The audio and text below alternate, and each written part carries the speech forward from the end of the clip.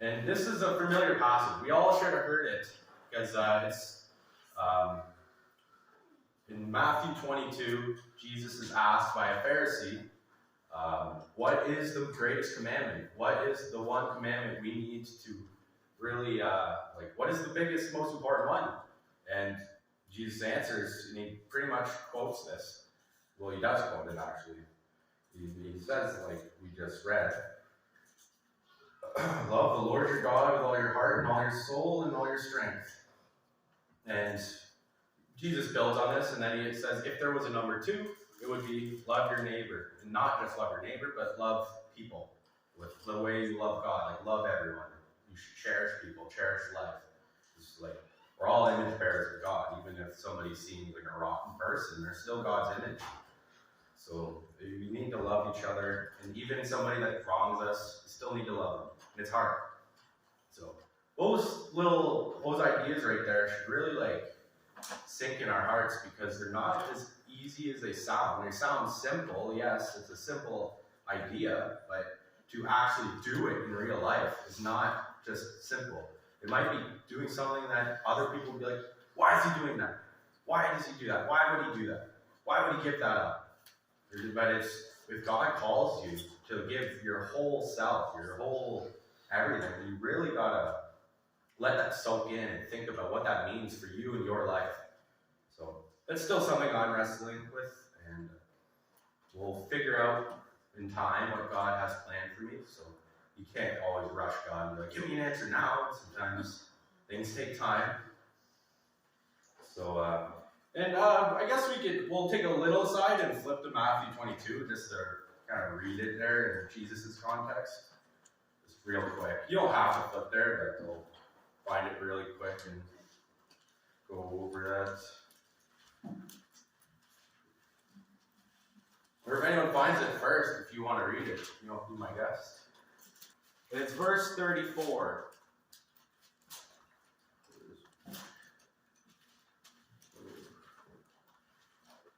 Okay.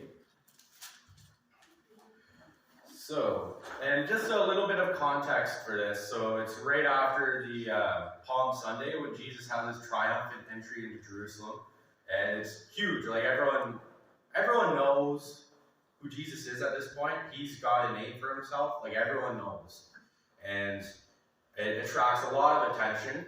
And a lot of it's good at first, but soon later the Pharisees and Sadducees start to be like, "What's going on? We need to figure this out."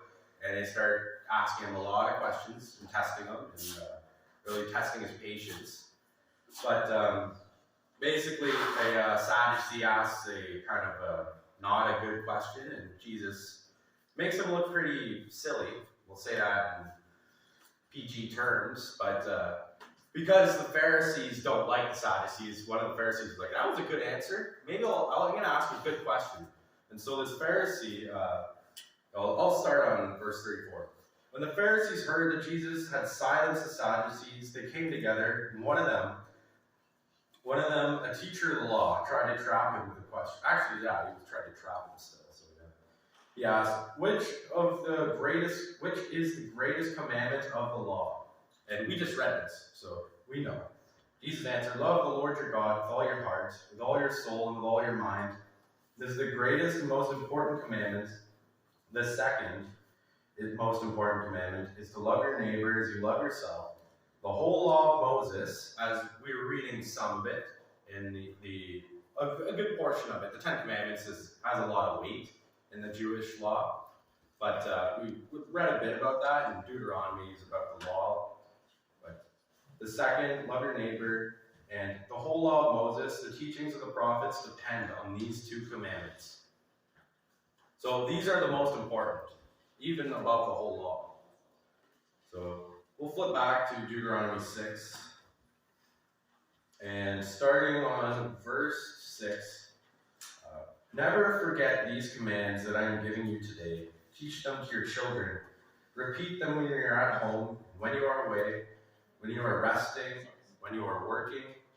Tie them on your arms, wear them on your foreheads as a reminder. Write them on the doorposts of your house and on your gates. Okay, so we'll pause there actually. So basically he's saying, teach this to your kids. Don't just let the law fade away. Teach it to your kids and put it everywhere. Like, surround yourself with the law. Surround yourself with Scripture. And that's something we can do today. We could, like, even me, I want to go maybe, because I was studying this a bit, I want to go and, like, buy some, like, nice Scripture decorations and stuff. Put stuff around the house and just remind me, I'm a Christian. Like, I believe in God. I believe in Jesus. It's good to have those reminders because, we go down rabbit holes or we have friends and people can mislead us and, we go either way to the left or the right. But in reality, we need to stay grounded in God and God alone.